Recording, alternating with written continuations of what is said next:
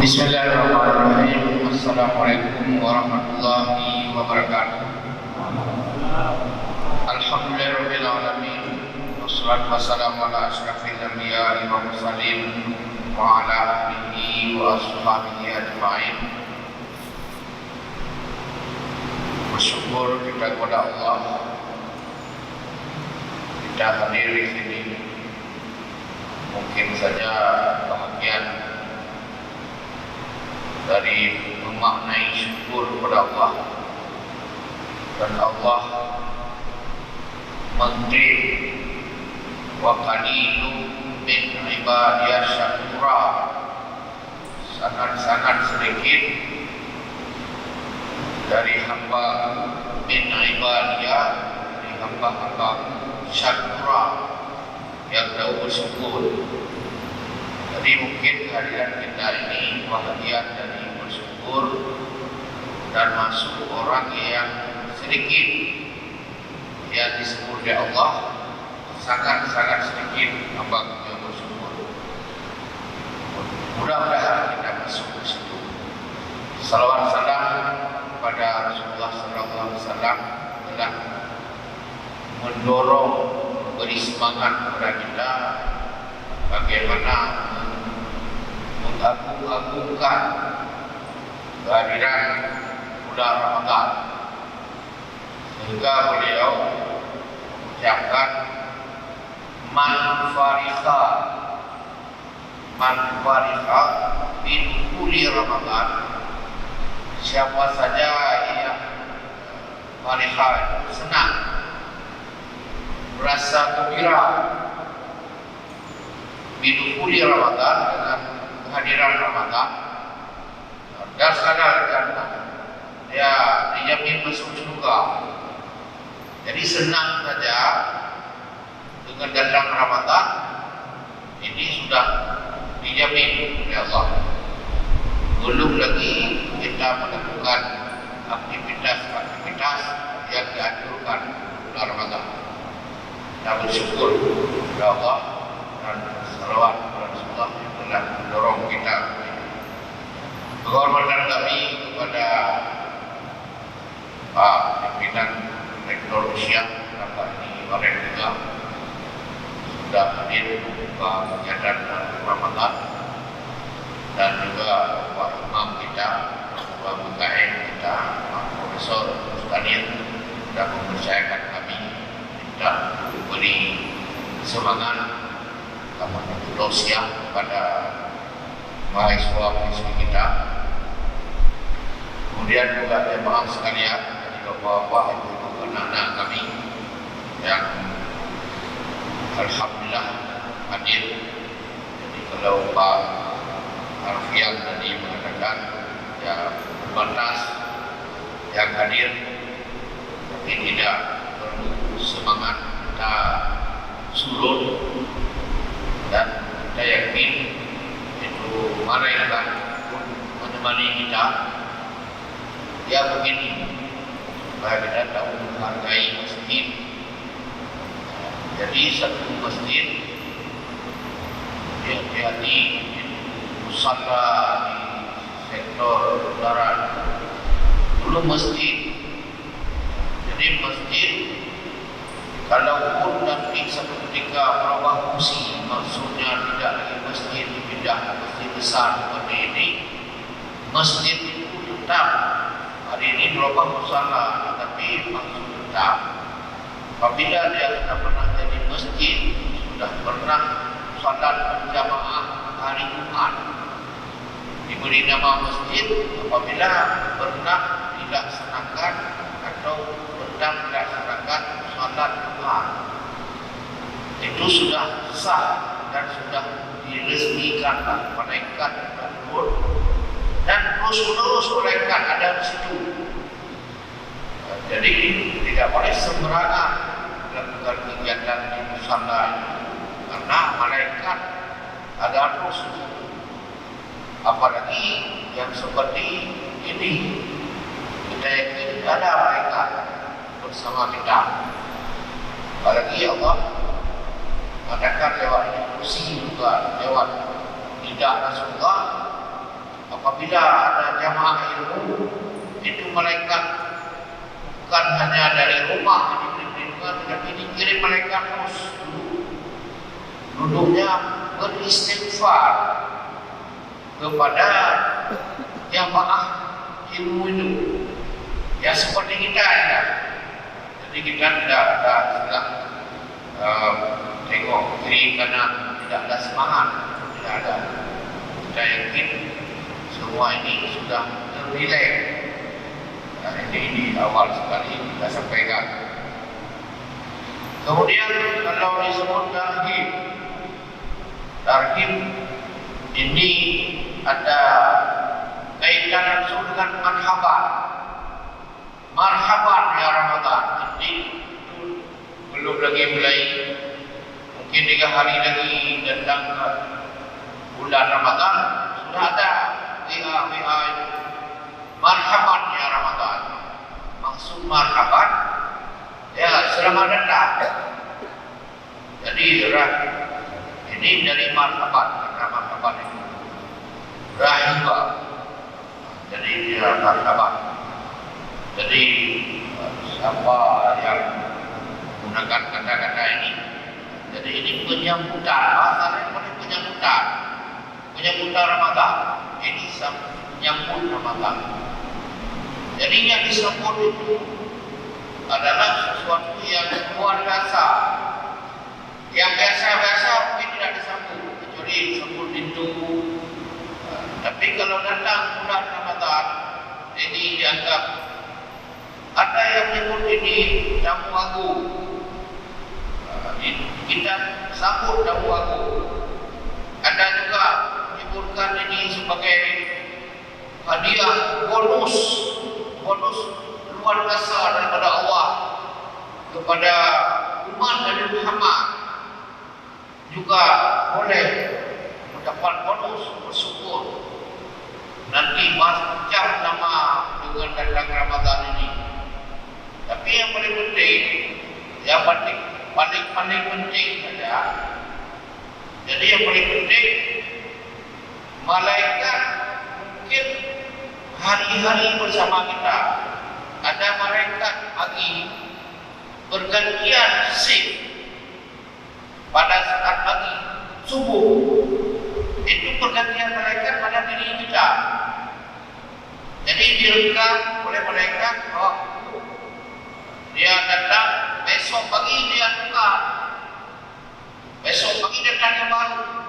Berarti benar catatan malaikat itu setiap hari ada.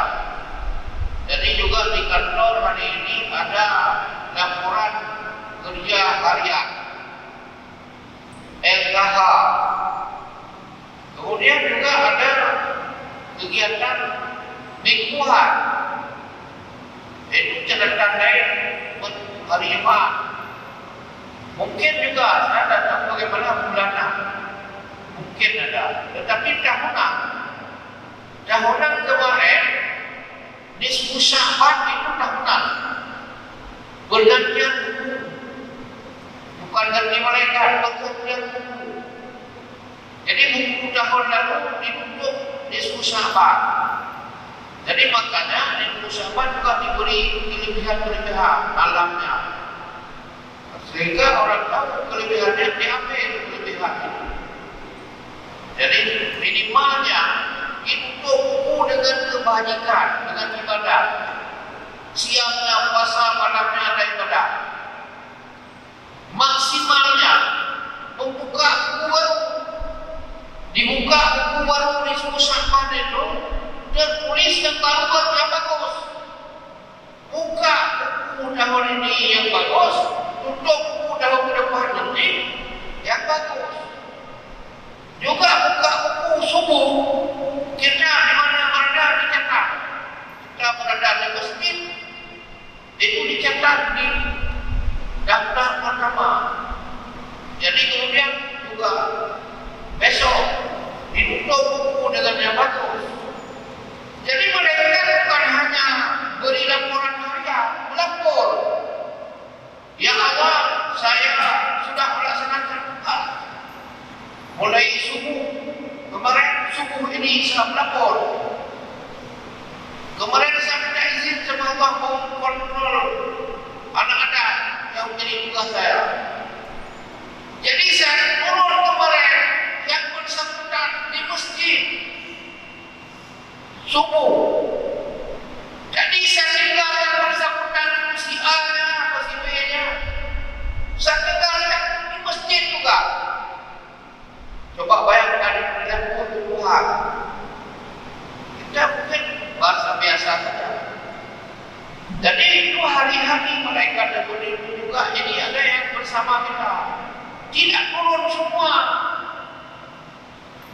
Jadi bulan Ramadan nanti dikirimlah lebih banyak lagi. Mungkin seperti musim perang. Kalau hari-hari adalah bangsa orang 30. Di kecamatan ada Kuramil. Kemudian ada Bandariun. Ada macam-macam namanya.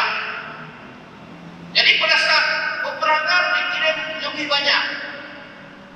Seperti sekarang di Jakarta dianggap suasana sudah tidak kondusif, dikirimlah brimob dari Lampung, Tapanuli, dari Maluku, dari seluruh Indonesia.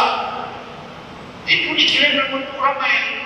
Jadi kalau bulan Ramadan turun ramai, ramai sekali. Apa tugas mereka bulan Ramadan? Adalah untuk mendoakan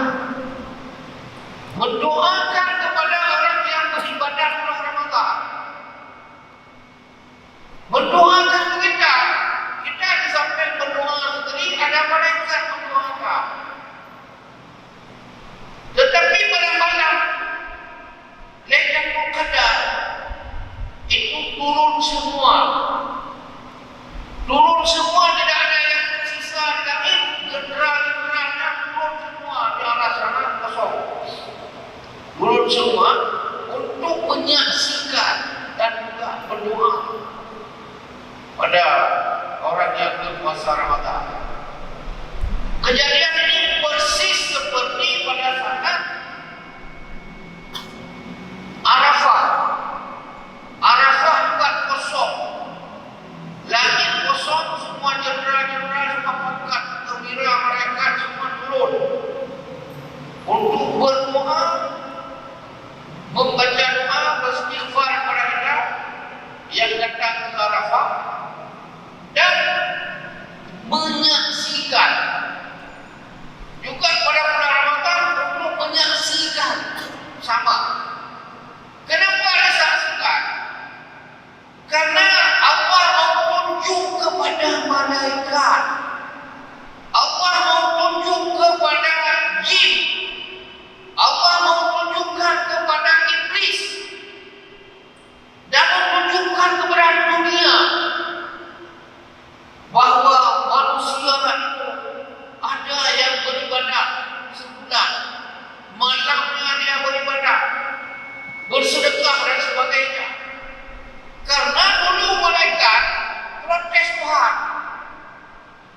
Waktu diciptakan malaikat, Allah mengatakan kepada malaikat, "Wajibana rabbuka lil malaika." Pada saat atau satu ketika Allah mau menyampaikan kepada malaikat, "Inni ja'ilun fil ardi khalifah." Saya mau ciptakan Adam ke bumi yang saya sebut khalifah. Langsung malaikat tidak tunggu menit. Atanalu fiha mayyusidu fiha. Bukankah yang kau cipta nanti adalah yang rusak di bumi? Wa yasfikun dima, bertumpah darah. Jadi Allah menunjukkan, hai malaikat, coba tengok hamba. Itu mereka walaupun tidak semuanya tapi ada yang dulu kalian tuduh. Mereka adalah ingkar, mereka itu merusak bumi, mereka itu bertumpah darah. Jadi Allah bangga. Ini hai malaikat, coba tengok.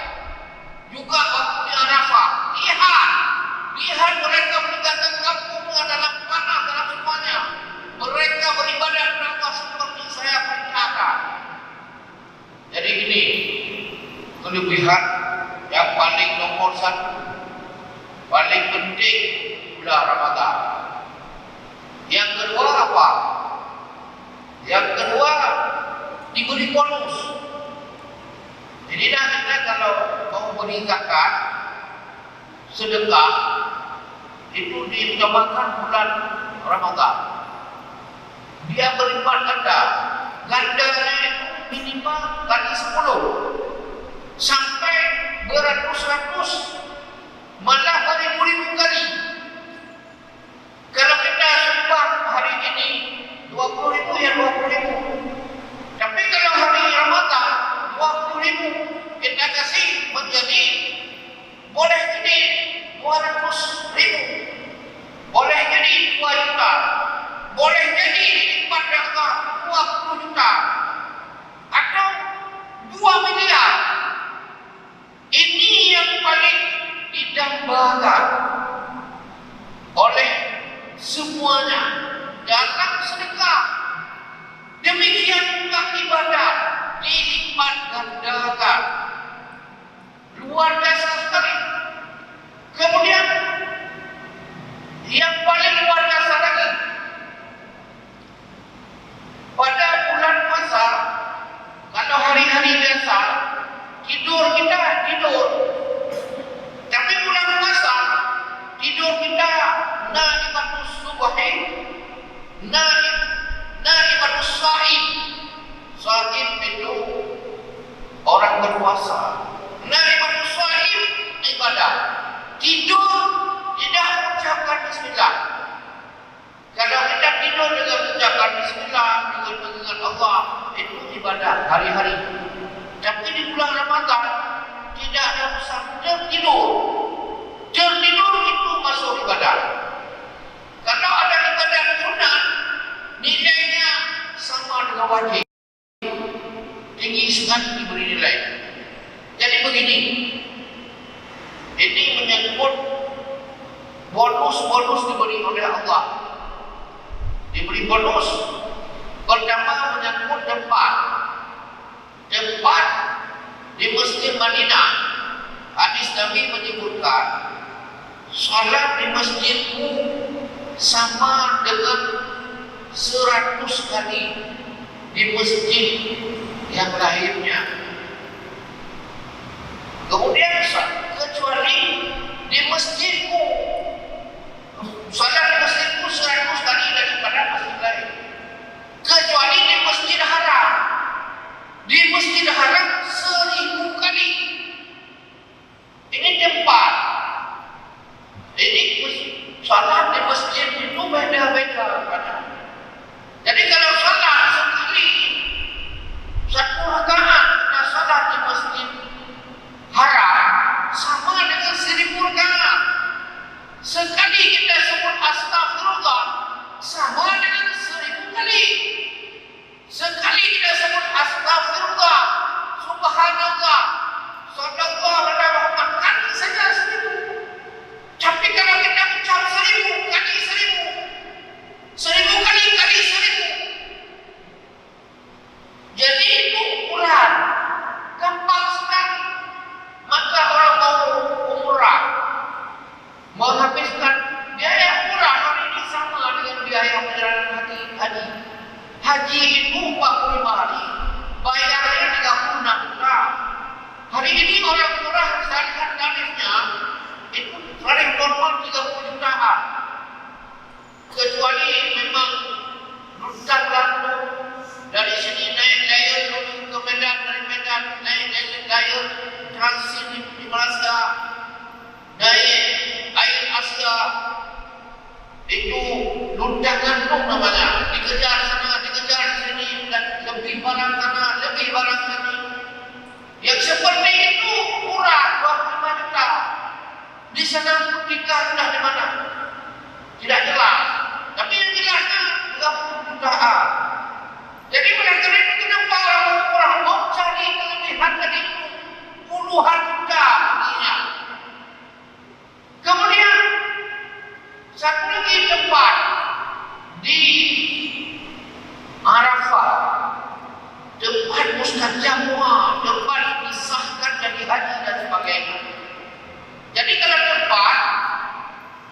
minimal 3 hari. Tapi waktu malam Jumat, malam hari raya haji, malam hari raya puasa, malam nisfu Sya'ban. Kemudian saat lagi pada saat khatib duduk di antara 2 khutbah. Itu waktu yang sangat singkat. Saat yang paling istimewa. Kemudian yang paling lagi adalah bulan puasa siang malam.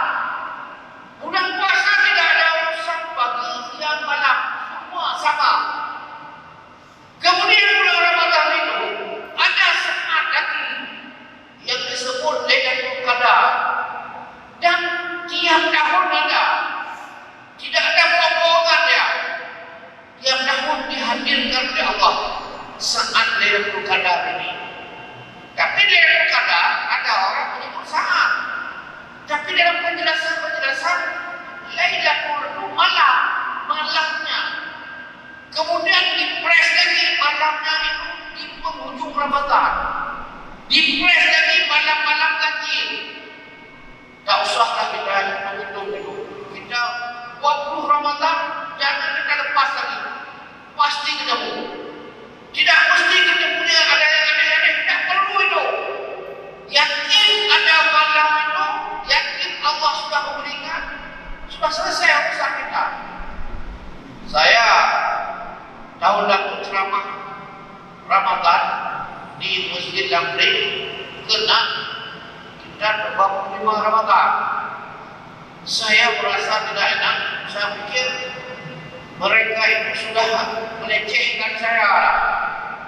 Biasa yang ramai orang seperti masjid kita ini di awal Ramadan, berlomba-lomba di masjid raya juga. Jadi rupanya saya sudah ada perasaan itu. Perasaan pengurus masjid ini ngasih saya di penghujung Ramadan ini orang sudah pulang kampung. Rupanya malam ini macetnya, parkirnya 1 km. Saya tidak biasa kurang itu pergi, sudah tidak bisa masuk lagi. Jam-jam biasa orang pergi ke tempat salat tarawih sudah darah padat. Parkir jauh sekali, tidak tembus lagi masuk. Terkejut saya. Jadi saya pikir sudah kosong, rupanya double. Diumum malam itu. Malam kemarin diedarkan untuk imam yang dari Sudan akan pulang.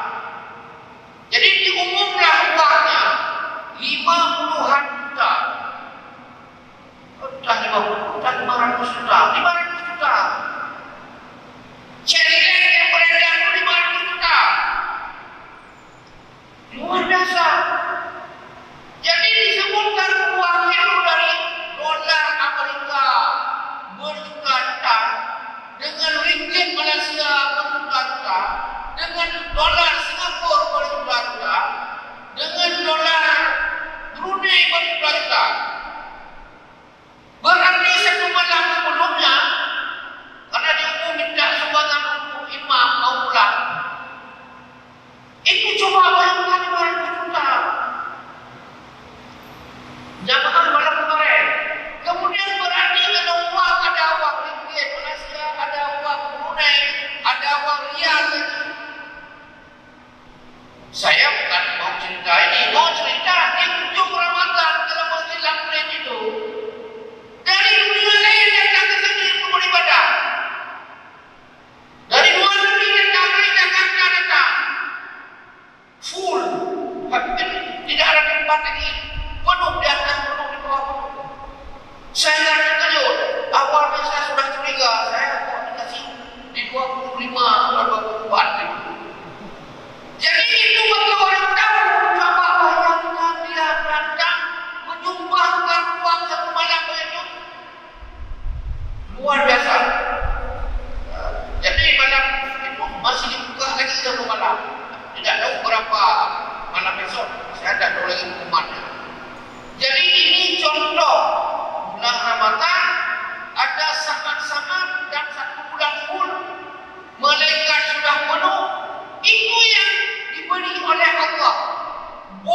bonus itu luar biasa.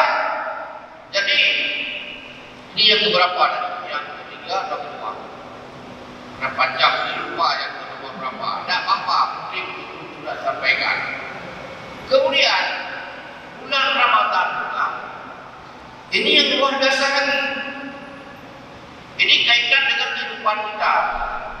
Kehidupan kita hari ini dalam dunia ilmu pengetahuan, dalam dunia persekatan ilmu pengetahuan. Jadi kalau kita belajar ilmu, kita sebutlah ilmu filsafat, kita sebutlah ilmu filsafat ilmu.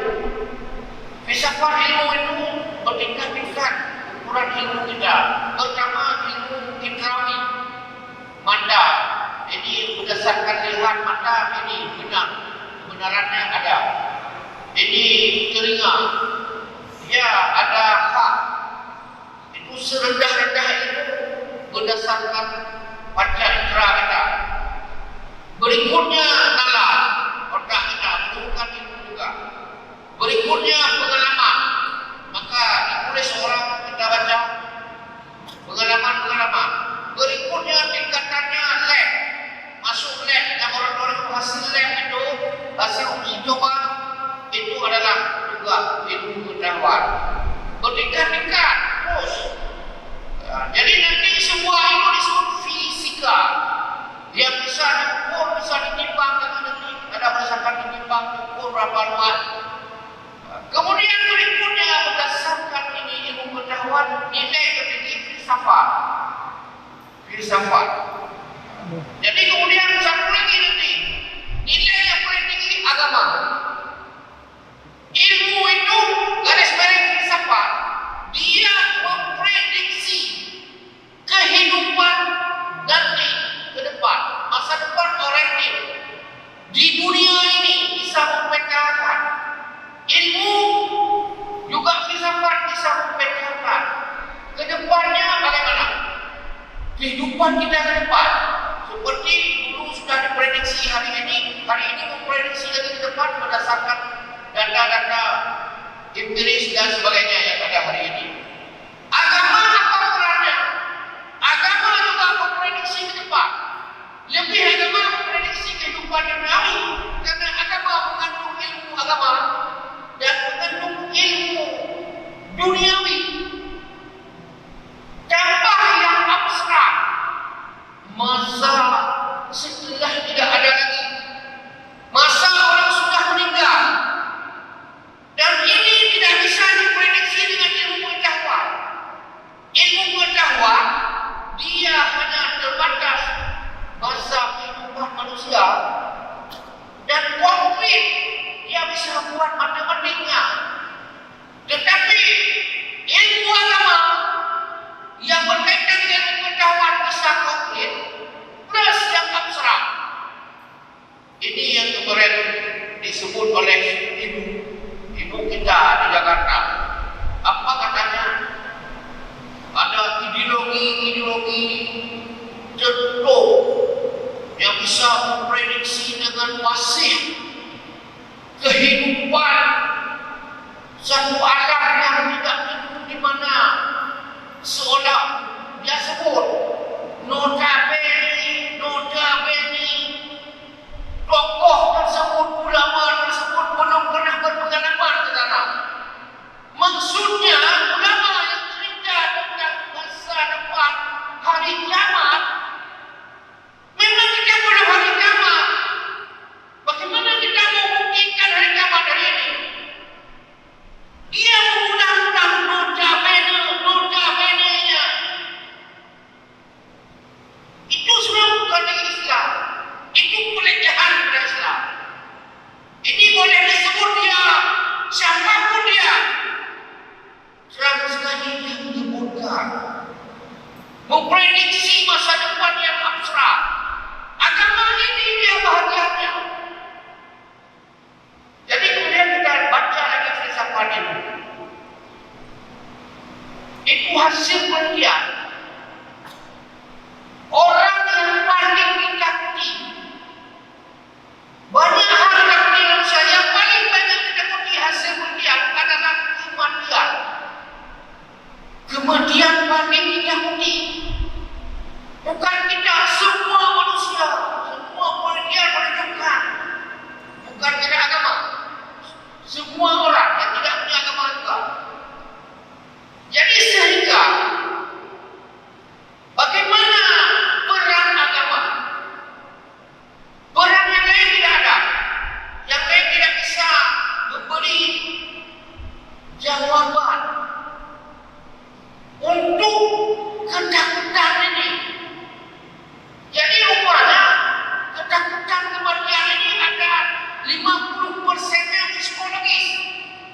psikologis, ada ketakutan peristiwa, ada kegundahan. Lebih-lebih orang yang dekat kematian. Yang dekat kematian boleh jadi orang di rumah sakit. Orang di rumah sakit sudah sakarat, atau orang rumah sakit sudah tahu dia ini dengan stadium tinggi, dengan tingkat sakit dia sudah 4. Ini sudah memprediksi saya mati 24 tahun depan atau 2 tahun lagi. Lebih-lebih dokter bisikkan, Bapak makan apa saja, Pak. Ini Bapak ada waktu makan enak, mungkin 1 bulan lagi, 2 bulan lagi. Jadi apa lagi terakhir itu? Apa? Umur kita sudah tahu. Umur misalnya 90 tahun, kita sadar masih apapun cerita 90 tahun umur. Kalau lewat 91, okeylah saya. Kalau lewat 93 hidup lagi, ini sudah berapa tahun umur saya? Kapan saya mati ini? Kapan saya mati? Itu adalah psikologis yang paling ditakuti menurut filsafat ilmu. Yang bisa memberi jawaban ini adalah agama. Agama bisa menjawab. Disebut lagi agama yang tidak membahas tentang setelah mati. Bagaimana orang sudah mati ditinggalkan, tidak menarik. Yang paling menarik adalah agama yang menjamin setelah mati. Apa kita bentuknya, yang menjadi apa setelah kita mati. Ini yang paling laris manis. Hari ini agama Islam bisa menjamin semuanya. Mulai dalam kubur sudah bisa dipetakan, alam barzakh bisa dipetakan, hari mahsyar sudah bisa dipetakan. Semua sangat konkret walaupun belum pernah pengalaman bersama. Inilah yang paling diharapkan orang yang tidak ditemukan di tempat lain. Jadi oleh karena itu para filosof tadi menyebutkan selama manusia hidup dunia ini bagaimana? Filosof menemukan apanya pada manusia yang paling berperan? Fisiknya mati nanti. Karena ada filosof menyebutkan setelah mati masih ada hidup juga. Jadi prediksilah pada tubuh kita, dibuka tubuh manusia oleh ahli filsafat, oleh ahli ilmu. Apanya pada diri manusia yang apakah fisiknya atau non fisik? Apakah akalnya atau tubuhnya? Apakah spiritualnya atau tubuhnya? Mentalnya dan sebagainya. Dipertanyakan ada apa? Sehingga ditemukanlah pada diri manusia ada akal. Akal ini dari sinilah kita knowledge. Knowledge is power. Transfer of knowledge. Kapan transfer of knowledge? Siapa yang melakukannya? Prosesnya di mana? Inilah proses knowledge otak head. Itu di kampus. Di kampus. Atau di lembaga pendidikan lain, pesantren semuanya, untuk SMA, SMP. Ini knowledge. Tapi bagaimana yang lainnya? Maka disebut satu knowledge, satu skill, satu spiritual. Ada lagi disebut kecerdasan intelektual, gelar kampus atau lembaga pendidikan. Kecerdasan emosional, ini di mana tempat belajarnya? Kecerdasan sosial, di mana? Kecerdasan spiritual, di mana? Kampus hanya satu, lembaga pendidikan hanya satu mampu memberikan kecerdasan intelektual. Dalam bahasa pendidik disebut kognitif. Jadi filsafat pendidikan melihat manusia itu apanya yang dididik, apanya yang berperan, apanya yang penting pada manusia. Maka disebut dalam aspek pendidikan, ilmu pendidikan mengatakan kognitif.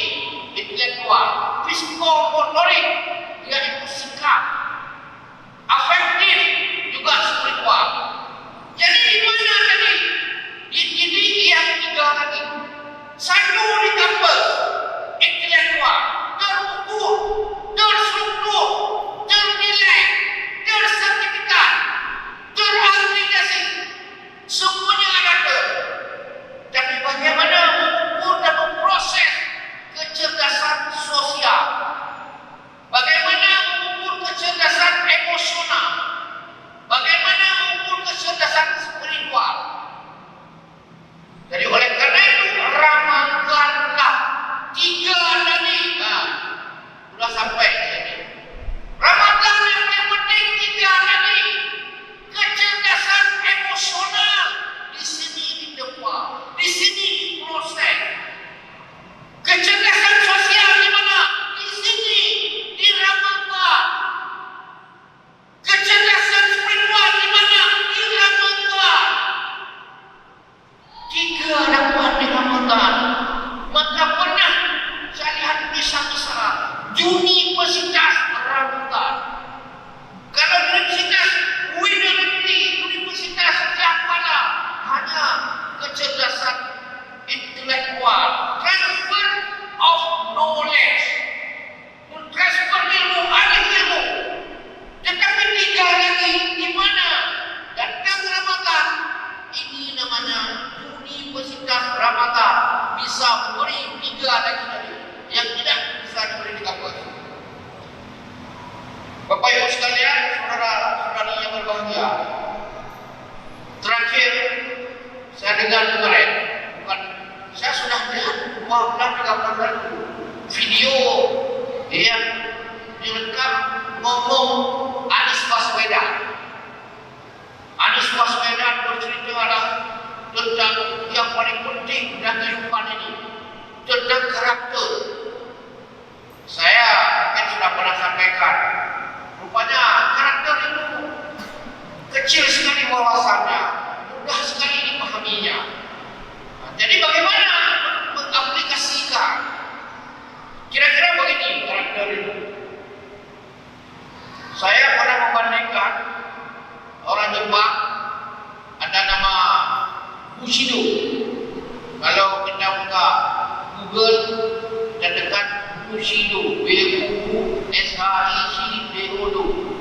Jadi ditulis Bushido ini adalah kode etik kaum samurai. Bukan itu yang penting. Yang penting ada 5 prinsip Bushido ini. Yang pertama adalah disiplin. Yang kedua jujur. Yang ketiga adalah berani. Yang keempat kerja keras. Yang kelima adalah setia.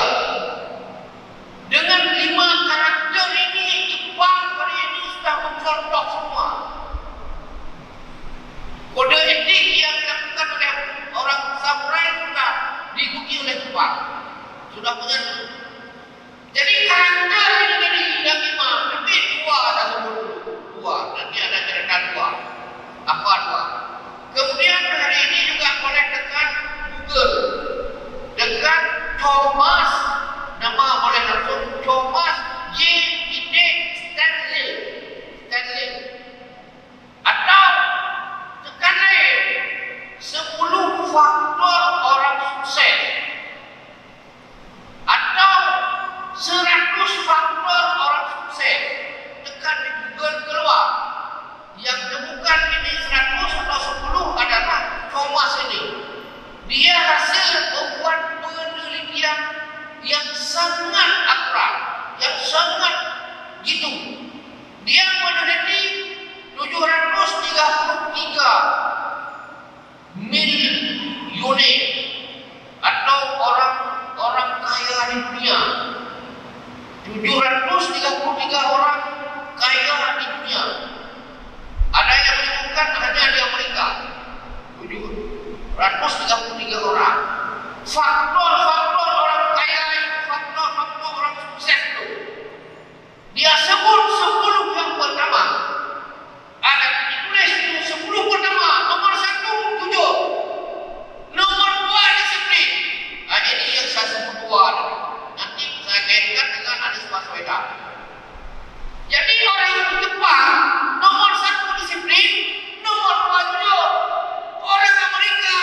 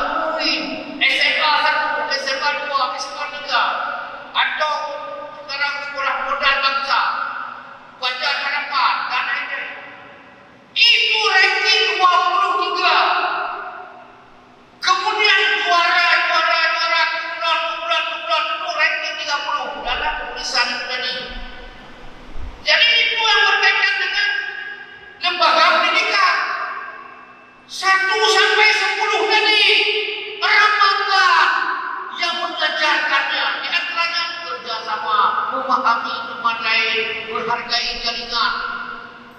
Itu 10 tadi tidak ada kaitan dengan lembaga pendidikan. Itu lembaga ramadan. Juga disiplin diri dengan yang disebut dengan jujur. Tidak ada kebalik. Saya lihat disiplin. Coba contoh disiplin. Ribut. Tapi ini belum kita lihat. Penentuan 1 Syawal. Kemarin itu Muhammadiyah bukan hari H. Besok lain lagi. Lain lagi. Jadi mulai heboh. Itu menentukan jadual 1 Syawal. Kemudian diperhalus lagi. Yang imsak akan sahur. Itu ditentukan dengan menit. Coba bayangkan kalau sudah sampai ke menit, kita tidak mau melanggar. Tidak mau minum sikit dia tak mau. Kemudian ditentukan lagi waktu buka. Waktu buka ada setengah menit. Kita tunggu setengah menit lagi. Setengah detik lagi. Kalau ada hadiahnya, setengah hadiahnya lagi ada detik. Itu petanda kita disiplin. Orang makan yang katakan kita itu. Coba dengan ayam. Nah, jangan tengok-tengok kiri kanan ya. Silang pada kata kuya. Itu ayam. Tentera betul dengan hanya kita apa. Yang paling disiplin di Indonesia hari ini satu tentera, 2 polisi. Tentera itu satu salah, 100 semuanya dihantar. Kena tambah lagi 100 yang salah satu. Kalau dia siap, lampar sikit langsung jam. Silang sikit dengan dapat lepas tu bapak itu pak. Buat dada itu. Ini membentuk karakter disiplin dalam tentera. Bayangkan. Apakah kita mau sepak anak-anak kita semuanya? Kalau mau disiplin, ada cara yang tahu tentera. Ikut-ikut, patah-patah, dihadir, dijemput lagi. Mau seperti itu? Tidak. Jangan lupa bulan puasa. Bulan puasa ini mendidik disiplin. Orang sukses di dunia disiplin jujur. Tapi baru-baru ini saya baca orang Indonesia berada di luar. Dia sudah ada masalah, anak dia ada tempat sekolah. Dia menyebutkan bangsa Indonesia sudah hancur. Dia tulis dalam buku kemarin. Malu sekali bangsa kita di dunia sudah tidak ada lagi. Tidak bermakna. Disebut kami malu sekali. Orang Indonesia di luar negeri malu sekali, aib sekali. Curang di mana-mana. Tidak di KPU sampai dengan tanah curang. Dan yang paling aib lagi sudah meninggal tugas-tugas. Itu apakah kena tutup, kena sumpah, kena caci maki dengan doa. Itu sudah hampir 500 orang meninggal. Tidak pernah dalam sejarah orang petugas sudah sehat-sehat. Umurnya pun muda-muda 30 tahun, 40 tahun. Itu yang mayoritas meninggal. Dan yang sakit itu 3 ribuan. Mau mati lagi dia. Ini ada apa? Dia sebutkanlah negara kita ini sudah tidak tahu di mana lagi dimulai. Hancur lebur. Dia menggambarkan di Jepang kamar SD sudah tutup buku salah bangga maghrib masalah karakter, masalah jujur, masalah sikap, disiplin, menghargai orang lain. Kamar SD tutup buku, tidak lagi bicara masalah disiplin, masalah jujur, masalah menghargai orang. Sudah tidak bicara lagi. Kita dalam masih di sini kita bawa ini ketinggalan zaman. Saya belum sampaikan Anies Baswedan. Dalam video itu Anies Baswedan mengatakan penting nomor 1 karakter.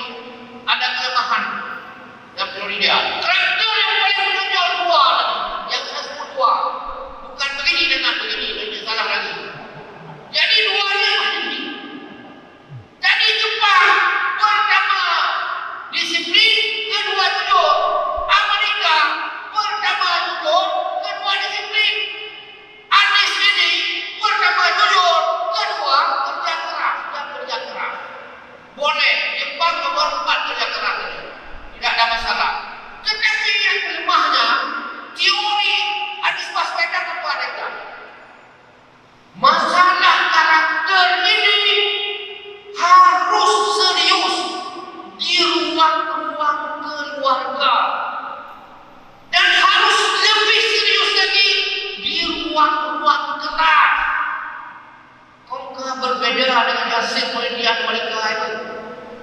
Hasil penelitian mereka, ranking 20 perguruan tingginya nanti itu di atas 20. Sementara 10 besar berada di ruang publik.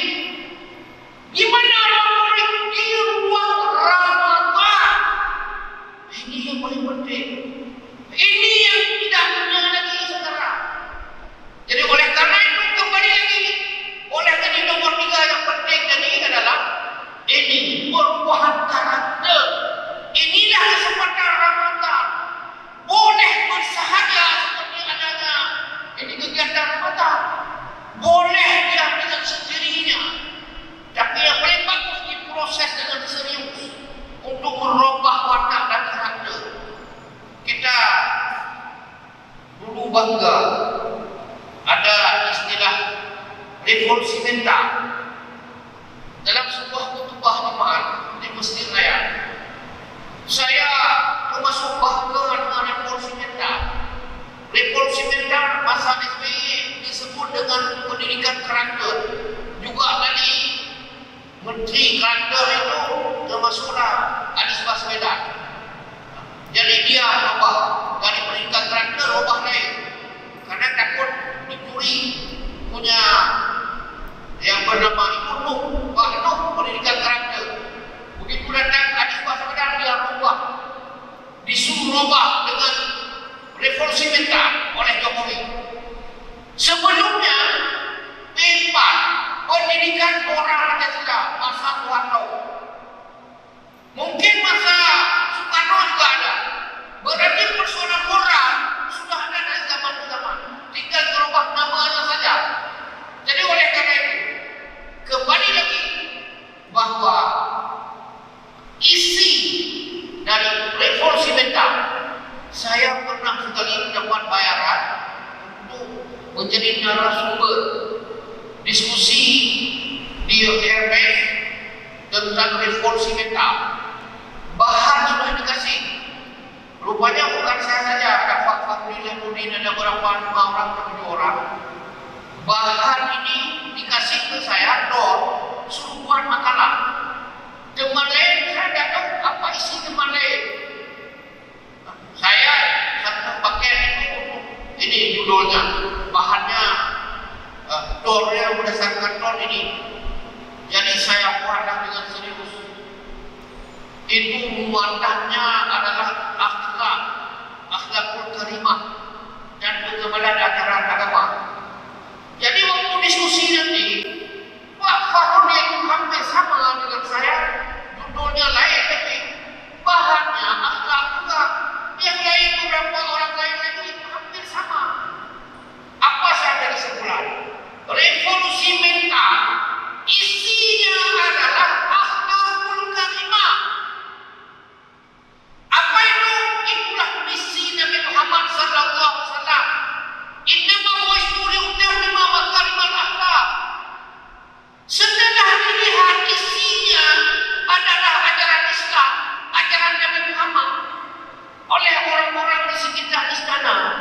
Ini berarti kalau ini kita ajarkan revolusi mental dengan bahan yang sudah ada, ini sama dengan kita membuat orang Islam di Indonesia.